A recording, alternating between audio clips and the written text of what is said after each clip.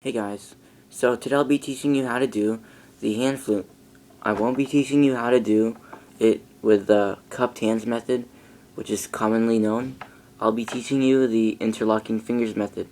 In my opinion, this method is better because it helps you extend your range faster and it helps you change notes a lot easier. And plus, it can sound better. Now, here's what it sounds like first.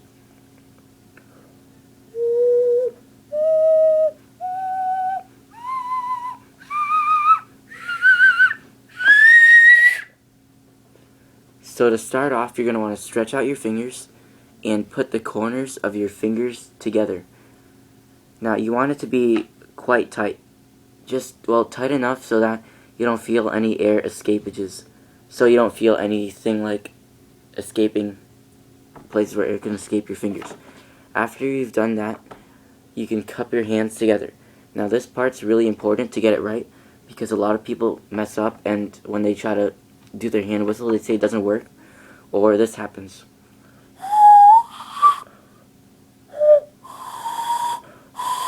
No sound at all.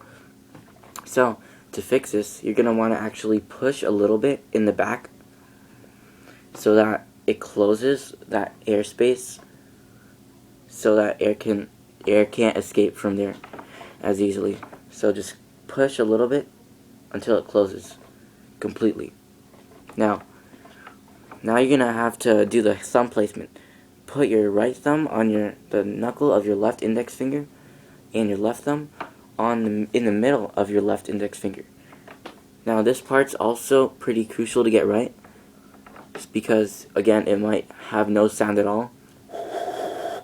So when you also do this, you want to push a little bit on the front too, because sometimes they leave a hole or a gap between your thumbs too wide. So maybe just kind of lessen the hole and push a little bit on that part of your hand so that it kind of closes those air spaces again. So yeah, just lessen the air escapes. That's really key to learning the hand whistling. Now, after you've done that, you simply just blow into this air space you have between your thumbs, and you get a sound. Now, here's some tips that you can use to make it sound better. So normally, when people do their hand whistling, I realized this after a while that my index finger, there was actually a gap between my thumb and my index finger. So if you actually slide your index finger over there, over that gap, it will make your hand whistling sound a lot better in the long run. And another tip I can give you is if you wash your hands and then you dry them afterwards, then it's going to sound better. You don't want your hands to still be wet, because then there's going to be water in your hands, and then there's going to be this spitty sound, which also happens if you have spit in your mouth and you blow into your hands. Here's what it's going to sound like. Yeah, you don't want to get that sound. So you want to make sure that your hands are dry before you hand whistle, and you can wash them before you dry them to remove any dust from your hands. And also, just make sure that you swallow your spit before you blow, because obviously you're going to get that spitty sound inside your hands again. Now another tip I can give you that really helped me out was, when I was learning the hand whistle, there wasn't really any good tutorials on YouTube. There was only about one tutorial by some kid in the bathroom. So I just learned by watching this video called Childhood by this guy named Mitsuhiro Mori. If you type in hand flute in the search bar, it's going to be the first one that comes up. So you just watch that video a couple times, copy what he's doing, watch his hand motions, and watch how he positions his fingers, and then you're good to go. And another tip I can give you that also helps is that if you first, after you get that first note, for the first time you can hit it, I want you to hold it there for maybe 10 seconds or more, and just separate them, and then put it back together, and see if you can do it again.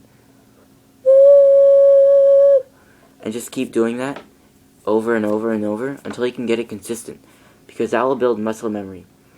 And after a while, it will be really easy to do it, and you won't even be thinking about it when you're hand whistling, all the different techniques that you're putting into it.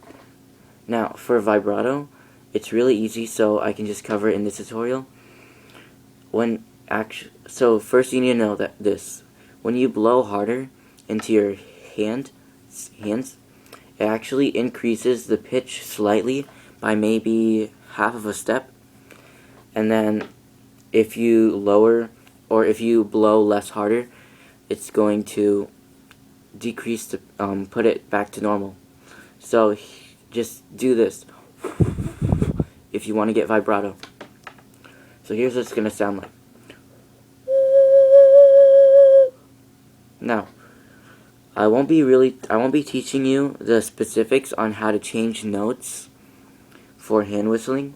You can actually observe it in the childhood video. What you want to do is lift the fingers of your other hand, or of your right hand, and or the hand that's further away from you. Yeah, that's it. Lift those fingers up, and then it's actually going to increase your pitch. And first of all, it's going to be, for maybe the first few weeks, it's going to be, you can hit 1 octave, then after maybe 2 weeks, you can hit 2 octaves. And then, well, that's where I am right now. I can't really reach 3 octaves like Mitsuhiro Mori can. I'm still practicing, so, yeah. And, that's basically it. Oh, by the way, when I was learning this, I had my right hand further back than my left hand, because you can cross your fingers 2 ways, like that, or like that. I have it with my right hand further back, this way. So if you're choosing to learn your hand whistling with your left hand further back, which I never really practiced on, so I'm not really good at it, so I can barely get a sound out of it, just do the opposite of what I'm teaching you in this video. But if you decide to have your right hand further back, then just copy exactly what I'm teaching you. Okay, well, that's all. Bye.